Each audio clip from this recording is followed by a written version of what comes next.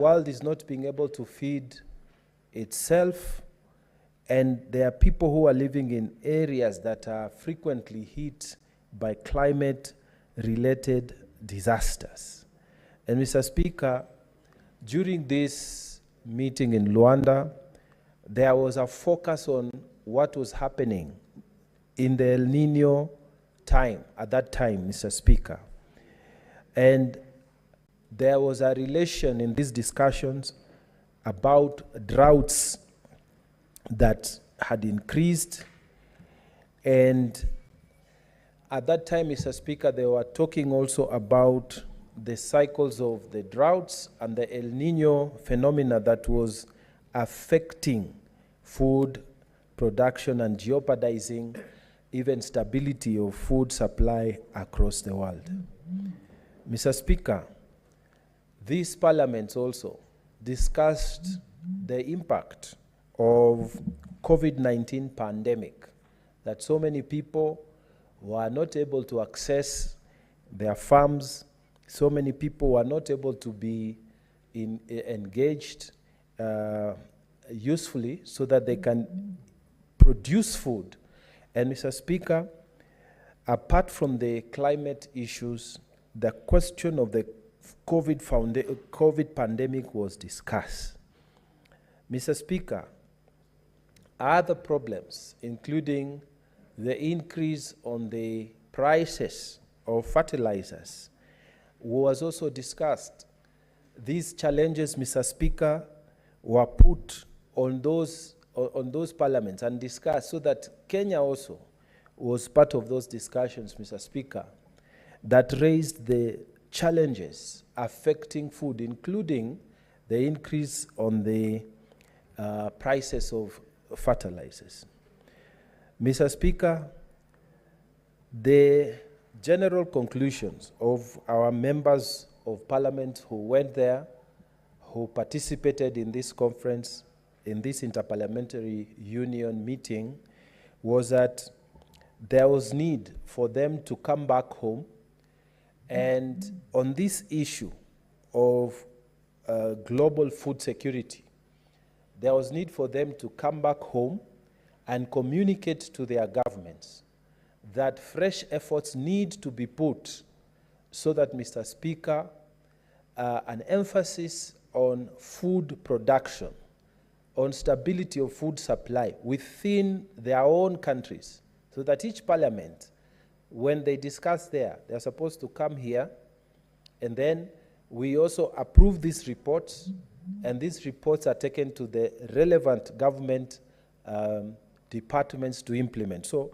one of the important things that was discussed was the global food security. And Mr. Speaker, the resolution was that we need to come back home and tell our governments, and in this particular issue, is to talk about the strategies that the government of Kenya, like other governments, would take on new strategies that will ensure food security within their countries. Mr. Speaker, during those discussions in Angola, a total of 22 delegates took to the floor to share their experiences and insights concerning the concerning the pressing issues of ensuring a stable and sustainable food supply for the world's population. Mr. Speaker, concerns were given from the global north, from the global south, and all these delegates, Mr. Speaker, they were able to explain their experiences, Mr. Speaker. And I have given the general challenges that we had and were explained in these debates. Every delegate explained what was happening in their home country, Mr. Speaker, and what they thought strategies that could help in terms of ensuring that food stability is achieved within the continent. Mr. Speaker, there are many strategies that were given. Some of them we are already employing, and we know our Department of Agriculture in this country is doing what it needs to do to ensure that we have food, enough food supply for this country. But one of the things that was discussed as a strategy and that needs to be emphasized here in Kenya is that we need, Mr. Speaker, to involve our youth in production that is agricultural production. Mr. Speaker, for a very long time,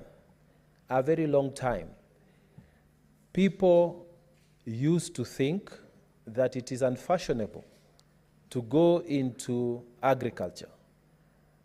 Our children, and even in our generation and the generation that followed us, a lot of people would aspire to be professionals in various fields, in engineering, in the practice of law, like I did, in medicine, in architecture, and all these other big professions. Mr. Speaker, as we went on, the other generation that came after us, they would aspire to be IT specialists. They would aspire to open companies in that area that was practically new at the time, in our time, and maybe go into technology-oriented businesses. But very few people, Mr. Speaker, would aspire to be top agriculturalists. People would aspire to inherit the lands from their parents and make them productive. Mr. Speaker, in terms of all these resolutions that were passed, and the one that I want to emphasize so much to increase our food production, Mr. Speaker, we need to make agriculture in Kenya sexy. We need to make it very attractive to the young people. We need our young people to start seeing this as an opportunity to add something. Instead, Mr. Speaker, of just thinking of opening a kiosk to sell cigarettes or something, we need to actually tell our young people that agriculture is a good thing that you can do. If you don't want to do agriculture to produce crops, we need to go into other forms of agriculture. People are raising chickens, people are raising farm animals, people are doing all manner of things around the space of agriculture. Mr. Speaker, some of the people who have really made it in this life are people who have been selling eggs, are people who have been doing business around wheat farming, are people who have been doing business around maize growing, are people who have been supplying the Kenya Meat Commission. We need to carry out a massive re-education of our minds. We must tell our children that it is good to actually be able to feed yourself. If you are at home, we must tell our children that it is good to go to the farm, and they must see us do this so that it is accepted as a fashionable thing to do. Mr. Speaker, I will not be saying enough if I don't mention the fact that some of our TV stations have done an extremely good job. And I want to single out two national TV stations that I have seen. They take their time, Mr. Speaker, to discuss about programs on agricultural production.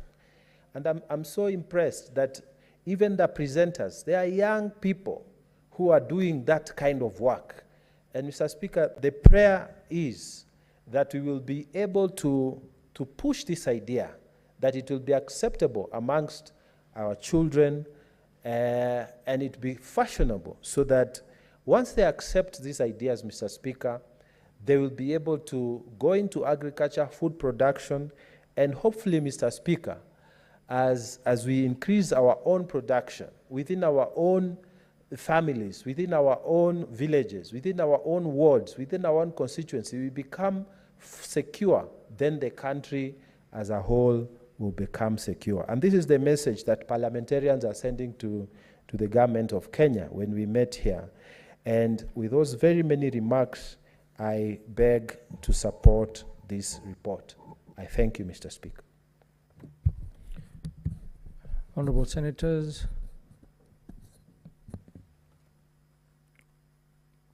There being no other senators wishing to contribute, I call upon the mover to reply. Senator Muma. Thank you, Honorable Speaker.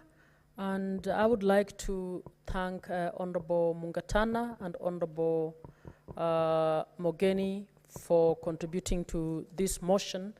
Honorable Speaker, as we participate in international conversations with other parliaments around the world,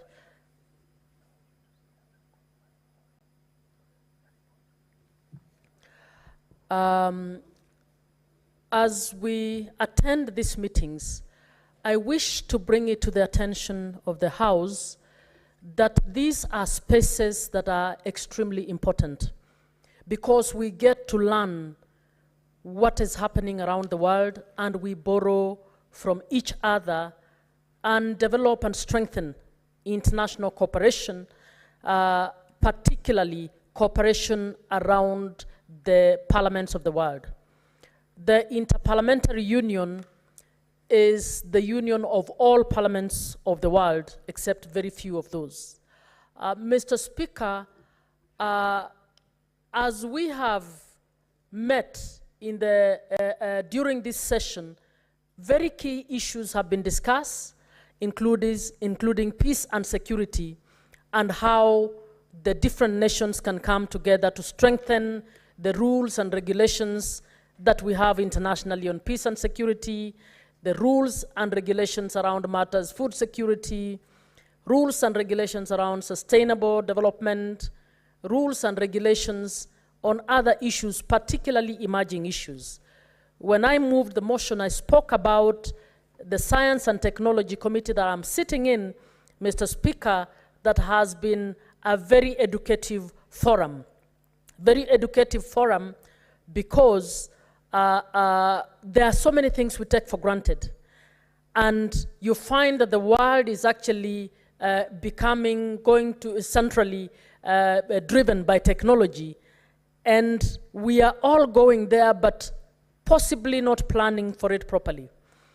And the parliaments of this world and parliamentarians do not necessarily have the capacity to be able to know what kind of policy can they support within their arms of government.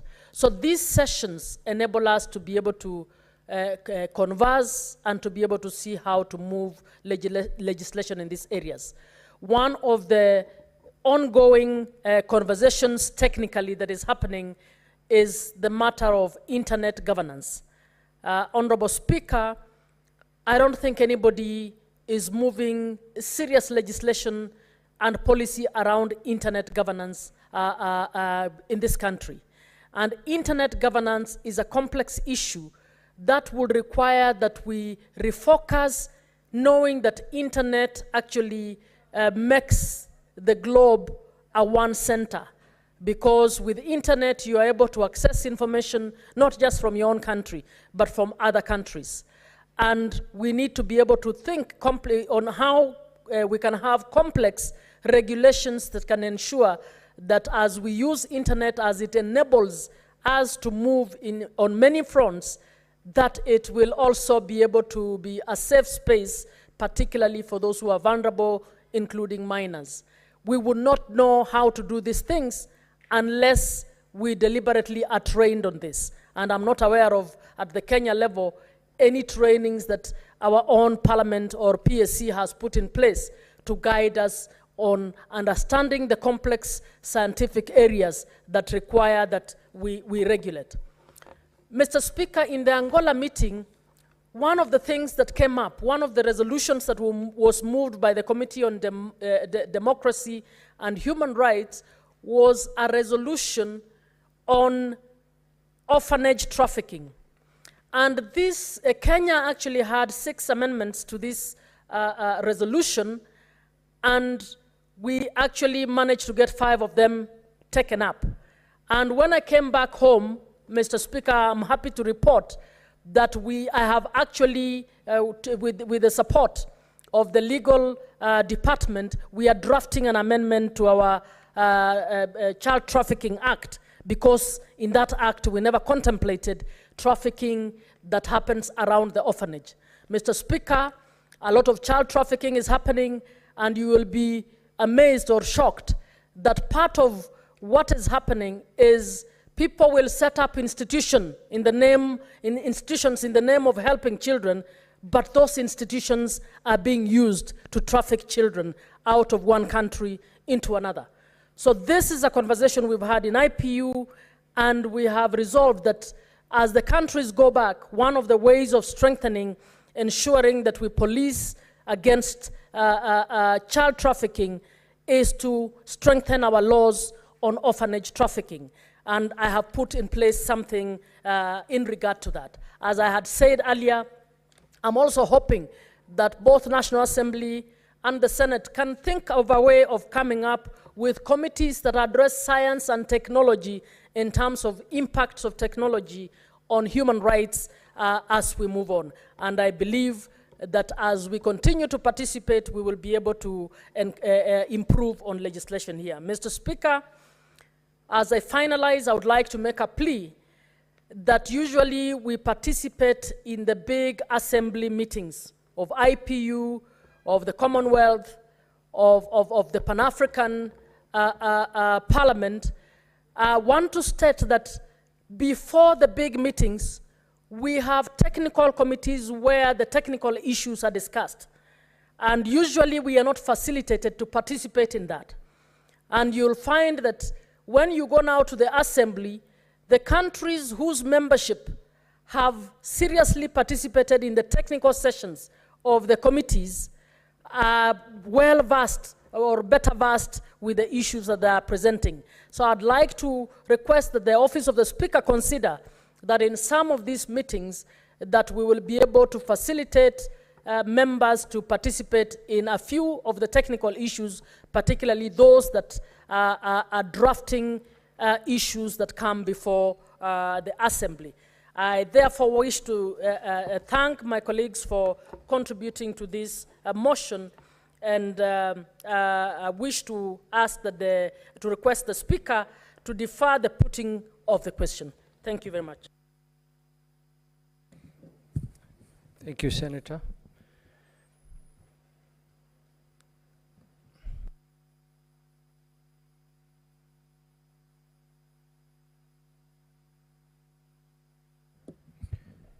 This motion will be deferred to a later date.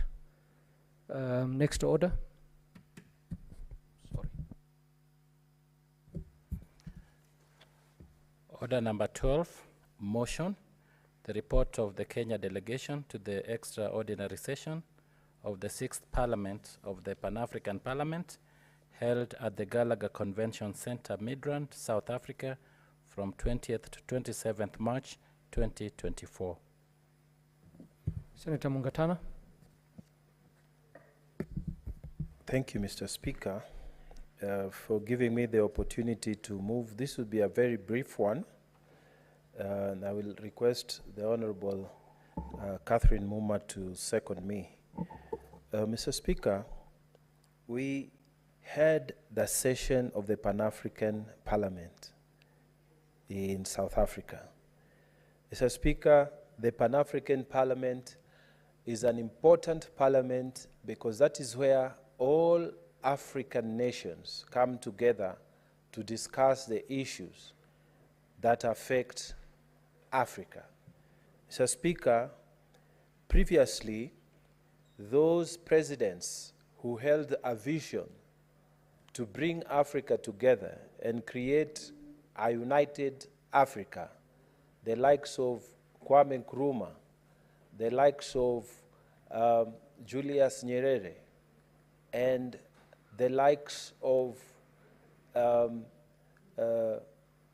many of these presidents who came together, they wanted to create a government, a system that would enable consultations at government levels. Mr. Speaker, once the governments agreed, it was deemed necessary to have another body where the peoples of Africa can be seated together to discuss on behalf of the representatives of the people. So then a parliament was then created, and this is where we are, the Pan-African Parliament. So Speaker, I head that delegation, but members of the delegation include our own Senator Professor Margaret Kamar. Also from the National Assembly, we have Esther Passaris, Joseph Kalasinga Majimbo, and Rehab Mukami. So the 5 of us, like all other nations, the 55 countries of Africa, we send 5 people there. Mr. Speaker, the delegation participated in an election. This was an extraordinary meeting which was called so that we can have an election. And Mr. Speaker, so that the country can know what happens. In Pan-African Parliament, we follow the African Union parliamentary, the African Union principle of rotation, so that if the president of the Union of the Pan-African Parliament comes from the Southern Caucasus, in the next time it is the Eastern, in the next time it is the Northern, and we go on rotating like that. So these elections were done, and Mr. Speaker, it was a successful election. It brought order to the Parliament of Africa, and Mr. Speaker, it is good to note that the new committee that was elected, which we call the Bureau there, is President Honorable Chief Fortune Zephania Charumbira. The first Vice President was Honorable Professor Masuda Mohamed Lagdaf. The second Vice President was Honorable Ashebir Walejogis Gayo. And the third Vice President was Honorable Lucia Dos Passos. Fourth Vice President was Honorable Jija Mamar Mahat. So, Mr. Speaker, it was a brief session, and there were some issues that made the Parliament not to work for some time, but after this election, those issues were resolved, and Pan-African Parliament was able to move forward. And I want to take this opportunity to thank the entire delegation that we went there. We worked very well, and we made sure that Kenya was well represented during these campaigns and even during these elections in every part. Mr. Speaker, before I sit, it's important for me to say the following, that we had an important engagement with our High Commission in South Africa. And Mr. Speaker, the High Commission in South Africa has expressed its desire that we make it clear that Kenya and South Africa have had a long relationship. Since when South Africa got its independence, or its first democratically elected president in 1994, we've had good relationship with South Africa. But when it comes to trade, the message is that we are still having a very unfavorable balance of trade between the two nations. South Africa, although Kenya is a big economy, but South Africa is exporting to Kenya high value items, like they have a BMW factory there. So when they sell these things, all our agricultural and whatever products, they measure little as against the value that they send to this country. So it is time that Kenyans, and this is the message from the High Commission, it is time that Kenyans take up opportunities that have been provided in South Africa. We have signed a bilateral that allowed favorable trade so that Kenyans who are going to South Africa to do business are never disturbed. And Kenya also took the opportunity to not to require visas, just like now we don't require when we go to South Africa. South Africa followed it. So we have opportunities for those who think they can make a life to go there. So aside from the Pan-African meeting that we did, we also visited the High Commission, and the High Commission has asked us to encourage our people to also look at opportunities down in South Africa. With those very many remarks, I know I had asked the Honorable Catherine Muma to second, but I have seen, yeah? Okay, so I will then ask Honorable Muma to second the motion. I beg to move, Mr. Speaker. Thank you. Senator Muma. Thank you, Honorable Speaker. I rise to second the motion on the report of the Kenya delegation to the extraordinary session of the 6th Parliament of the Pan-African Parliament held at the GACHAGUA Convention Center, Midrand, South Africa, from 20th to 27th March 2024. Mr. Speaker, as I have said in the earlier conversation, these meetings are very, very important, and they add to expanding our knowledge as parliamentarians and to come up with the ideas that can help us to inject a newness and inject innovation, drawing from what other parliaments are doing around the world. The Pan-African Parliament in particular, Mr. Speaker, is one where I think we can do a lot more. And even as colleagues participate in this forum, I wish to urge them to help to bring the conversation of expanding trade in Africa a lot more. Mr. Speaker, it is strange that some West African countries have to go to Europe before they come back to East Africa. It is strange that a number of countries in Africa get simple food products all imported from Europe, when, Mr. Speaker, I think the food produce that Honorable Mungatana was speaking about is plenty on the African continent. And if we open the routings, trade routings across Africa and amongst the African countries, Mr. Speaker, we will actually enrich our continent much faster. So I would want to request that our colleagues on Pan-African, on the Pan-African Parliament steer the conversation and spearhead a conversation that can actually see an open Africa where we are trading with each other more and we are focusing a lot on intra-Africa trade than the opening up trade elsewhere. I therefore second, Mr. Speaker. Honorable Senators, I propose the question that the Senate notes the report of the Kenya delegation to the extraordinary session of the 6th Parliament of the Pan-African Parliament held at the GACHAGUA Convention Center, Midrand, South Africa, from 20th to 27th March 2024, laid on the table of the Senate on Wednesday, 24th April 2024. Senator Margaret Kamar.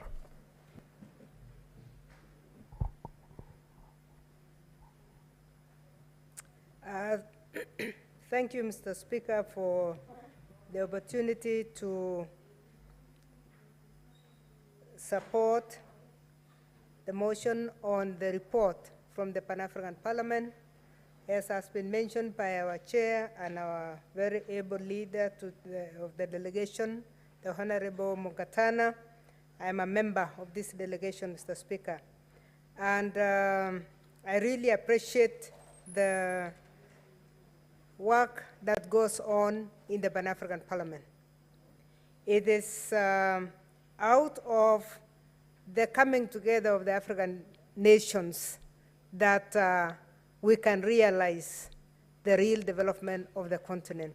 As was mentioned by the Honorable Senator Catherine Muma, it surprises you that the closures of boundaries, the boundaries that we have today, have disadvantaged the continent more than it has helped.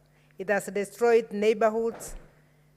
And the moment, Mr. Speaker, we are at the point of discussing the African Free Trade Area. You will notice, Mr. Speaker, that the boundaries, the borders between countries in this continent were established by the colonialists, not by the Africans themselves. So families were separated. And these boundaries are either roads or rivers or lakes. So they make absolutely no sense. And one very good example, Mr. Speaker, is the river that divides Uganda and Kenya, which divided the Uvoro family. So we have our own former president in Kenya, Uvoro, on the side of Kenya. And the time when he was the vice president in Kenya, we had a minister in Uganda called Agri Uvoro. His own brother, one father, one mother, following one another in birth. But because the river divided their land, and they had both sides of the land, some were called Ugandans, and others were called Kenyans. This is true for most neighborhoods along the boundaries in the continent of Africa. So as the heads of state are now discussing the unification as far as trade is concerned, to enable free movement of goods and free movement of persons, it is the thing that is going to develop the continent. Because this boundary issue is what has caused enmity between peoples who were friends. It has created tension between people who didn't even know what it means to have a name called a country. So, Mr. Speaker, I want the senators here to note that very soon we are going to come to this House to request for ratification of the protocol on the African Free Trade Area after. And that is going to be a breakthrough for the continent. There are a number of protocols that we hope can be ratified soon. We have the Malabo protocol that has not been ratified in this House. We have a number of other laws, model laws that are developed by the Pan-African Parliament. In the Pan-African Parliament, Mr. Speaker, one of our projects is to develop model laws. Why model laws? We develop model laws because we are developing standards that we expect different countries to go and adopt. Now, when we pass model laws in the Pan-African Parliament, it is expected that every country will use the same model law to introduce amendments to their own laws so that we have some standards. And I want to say, to mention just a few areas where we need standards, Mr. Speaker. We need standards in mining so that the laws of mining and exploration can be the same. We know that Africa is very rich when it comes to minerals.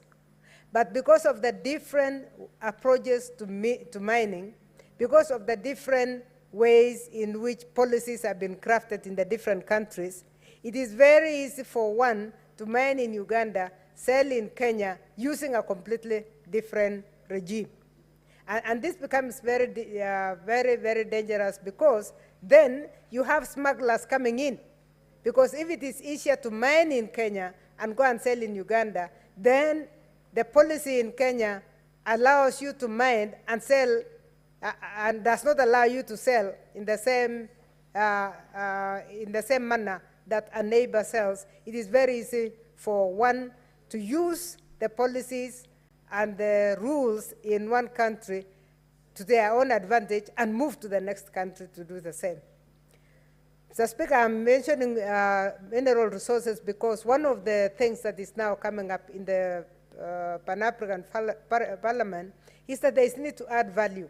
And we need to have a standard way of adding value, because we know that we have lost a lot as a continent, because we have not been able to add value to the natural resources that we have. What is the implication? The implication is that we have sold things very cheaply as a continent, and we go back and import the same after they have been value added more expensively. So we are the original owners of the products, but then we only enjoy a product that has been added value more expensively. And that will make the continent remain very poor. Mr. Speaker, we have a model law that has come on agriculture, which I hope, again, we'll be able to adopt and cause our own laws to be changed as a House. We are happy because Esther Passaris, who is a member of the Pan-African Parliament, is a member of the Agriculture and Rural Development Committee, and she is going to table the model law and transmit it to this House. And once it comes to this House, we will use it to amend, because we know agriculture is dominantly devolved, and this is the House that should make decisions. So there are many other laws that are coming. We are coming up with laws that to do with trade. Mr. Speaker, I sit in the Trade Committee, and we are working on the issue of the free trade area currently, and we are really pushing hard to make sure that this continent becomes open. We know that there is, within the agreement of the African free trade area agreement, it is clear that when we have about 8 members having ratified, they are allowed to proceed. And we are going to urge the East African community to proceed with that. We know that currently we have the customs union between the East African countries. And again, even as we are working on that, one of the objectives of the African Union is to make sure that the regional economic blocs, like the East African community, can integrate further and be the role models when it comes to integration. And this is what we are going to push for ourselves as the East African region, using the model that has been successful in allowing trade between the states of the East African community, so that we can spread out, because the East African region under the African Union has more countries, in fact, than what the East African community has. We have Ethiopia, we have Djibouti, we have the islands, Madagascar and Seychelles, and we need to expand that integration and to allow free movement. Mr. Speaker, we are proud as Kenya that the head of state made a pronouncement that people, the Africans, anybody from the continent of Africa can get into Kenya without a visa. That if you, for any country that still has to do anything, you do your processing even at the airport. This is what we are looking for under the African Union, and this is what the Pan-African Parliament is pushing for. We are pushing for free movement of persons, we are pushing for free movement of goods, so that we can trade between ourselves better, and we open the airspace, because unless we open the airspace, Mr. Speaker, it becomes extremely expensive for an African to move within the continent. One of the things that we are looking at right now to enable the free trade is looking at the infrastructure. The infrastructure requires that we have railway lines connecting, railway connectivity between countries in the continent. We want to have road networks between the country. We are very, very happy that with the candidature, as a delegation, we are very happy with the candidature of the Right Honorable Amolo Odinga. The main reason is that he was in charge of the African infrastructure before. So the priorities that he had put in place are the priorities that are now at the committee stage. When we are telling ourselves we need to have road networks, we need to have rail networks, so that we can have a railway line that starts from Cape Town all the way to Cairo. Then we have rails from Nairobi all the way to the west, to Senegal. These are some of the things that were emphasized when our own candidate, Raila Amolo Odinga, was in charge of infrastructure. It is our prayer as a House that he will win that position so that he moves this ahead. Mr. Speaker, may I finally say we are very grateful as a delegation that we have been given the opportunity to take up this great responsibility, and we believe that with the leadership of the Honorable Mungatana, we will even participate more and we will give more reports in this House so that the House can be moving with us. With those remarks, Mr. Speaker, I support. Thank you, Senator Esther.